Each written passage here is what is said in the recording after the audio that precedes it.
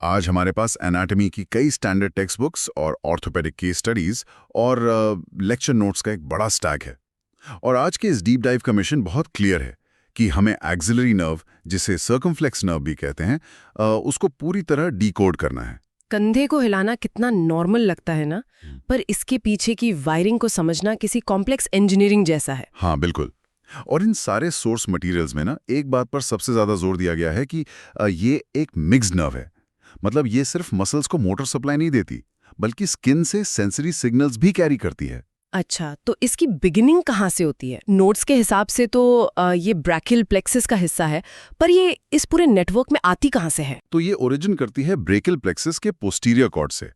और अगर इसकी रूट वैल्यू की बात करें तो वो C5 और C6 है। ये एसेंशियली एक्जिला यानी बगल से अपनी जर्नी शुरू करती है, राइट? तो अगर ये एक्जिला से शुरू हो रही है और इसको कंधे की भारी मसल्स तक जाना है, तो इसका रास्ता काफ़ी ट्रिकी होना चाहिए, है ना?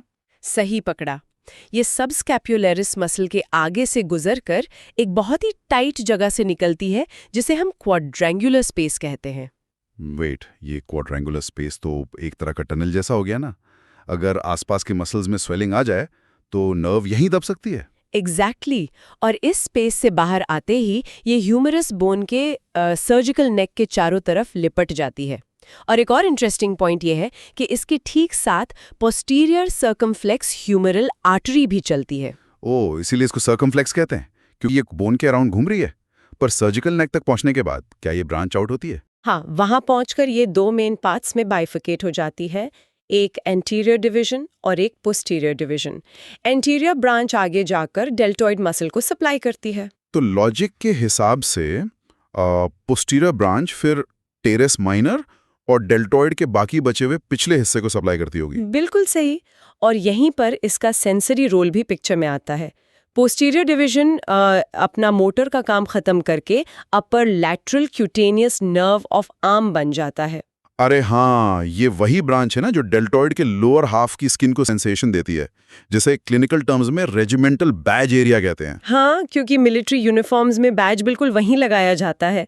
तो अब सोचो, इसका ये जो कोर्स है ह्यूमरस के सर्जिकल नेक के इतना करीब, इसकी वजह से ये कितनी वल्नरेबल हो जाती है।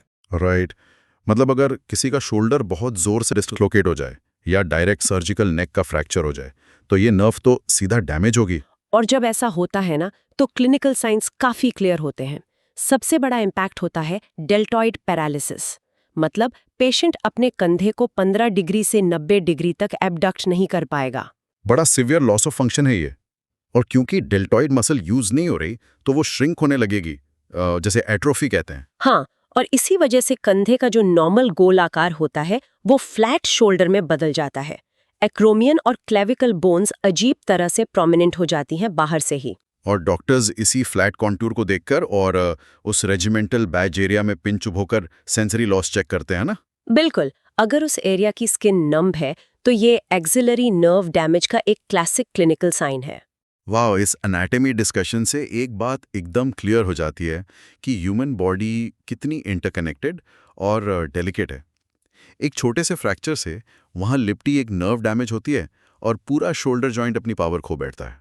सही बात है, और ये एक बड़ा इंटरेस्टिंग सवाल छोड़ जाता है कि इवोल्यूशन ने ऐसी ज़रूरी नर्व को बोन के इतने करीब और वल्नरेबल पोजीशन में क्यों डिज़ाइन किया? शायद शोल्डर की इतनी ज़्यादा मोबिलिटी और फ्लेक्सिबिलिटी अचीव करने के लिए बॉडी को इस स्ट्रक्चरल वल्नरेबिलिटी की कीमत चुकानी पड़ी है।